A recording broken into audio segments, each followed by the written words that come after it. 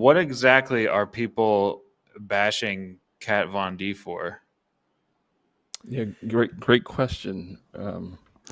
Yeah, so because she's still, and she said it all in the interview. Again, it's a great interview. Go watch it. Um, but because she, she's still trying to minister, it seems like she's still trying to minister to her friends and her old fans. Like she said, she's not giving up the way she dressed. She and she dressed like a gothic person still, but she's not gonna change that. And she's not gonna change the style of her music.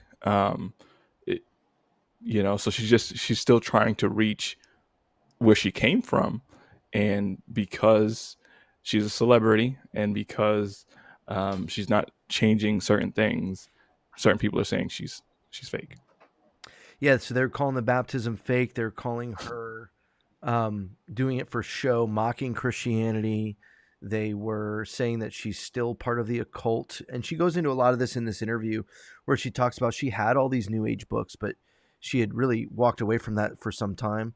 She talks about how faithful her parents have been as Christians and how she ran away from the home when she was young as a result. And there's a lot of baggage that she's worked through with that, but her dad has been steadfast in the faith and someone that she could go to. Like, there's just some really interesting and deep things. And she even talks about how, even though, and here's some hope for parents that I think is really interesting, is she talked about how her parents' faithfulness of teaching her how to pray, that when things went bad, even when she wasn't a Christian, her first thing she would do would be to pray, even though she didn't believe at that time, but she would still pray. And so I think there's something to be taught there. So Christians are second guessing her based on her looks, based on her history of being a tattoo artist and having tattoos and all this kind of stuff. And they're just basically being nasty for no real reason. It's dumb. So, as somebody who used to do music before becoming a Christian, my music was dark. Like I have a song where I committed suicide. I have a song where I kill people. I have a lot of crazy songs where I do drugs, like it was a whole list of every dark thing you could possibly think of, right? When I became a Christian, I still made music, and it wasn't in the same way, right?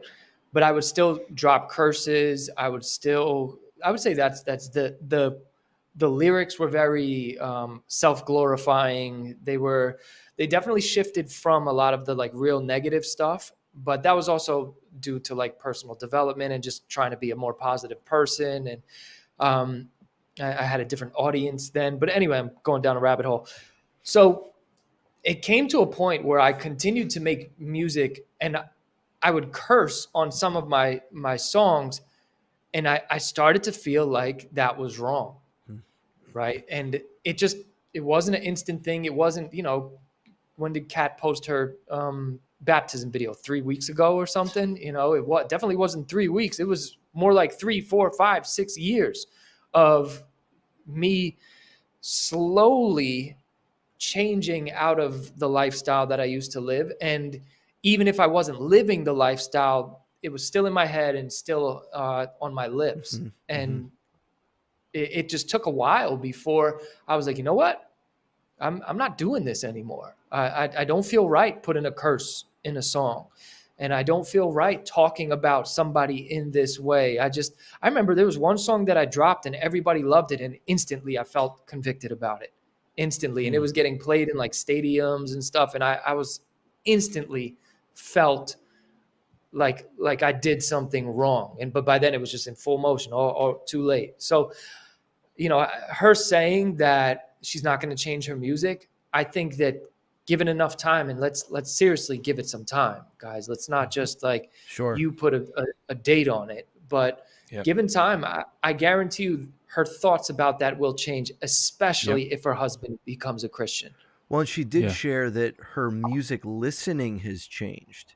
Yep. That she also shared she's not afraid of dark. She's like, I believe in demons. I believe in these things, but I'm not afraid of it. Like I have nothing to be afraid of. So I think she has a very interesting perspective. She loves punk rock music, and she's like, I'm still gonna sing and love punk rock music. I think her desire not to change was more around the side of like, I'm not all of a sudden gonna pull a 180 and become Lauren Daigle and make it on the Dove Awards, and like she's still going to be authentically herself. But I definitely, even in that interview, felt her sharing like just genuinely. It was so nice to be able to hear her talk for a long period of time, just to share her own life story. And you're right. Sanctification is a process. There's a moment of sanctification that I believe happens. We were talking about this in the chat the other day. But I do believe there's a moment of something that happens that begins in us, and it will never be completed until glory. And we have to show grace for that in different believers' lives, for sure. Just one final thing. I like that she was on Allie's show because Allie's Reformed, and whether you're Reformed or not, those are you can agree that people who are Reformed, they have a high view of Scripture. So the fact that that's the person whose show she went on when she could have went on everybody in the world's show. Yes. You can almost guarantee your usual suspects were reaching out to her to get her on a show. So the fact that she went out to Allie. She reached out to Allie. Like she That's sought awesome. her out. Yeah. That's comforting. Very comforting. Thanks so much for watching that clip from the Why Jesus podcast. If you want to see the full episode, click right here, and you can also find us on all streaming services. God bless.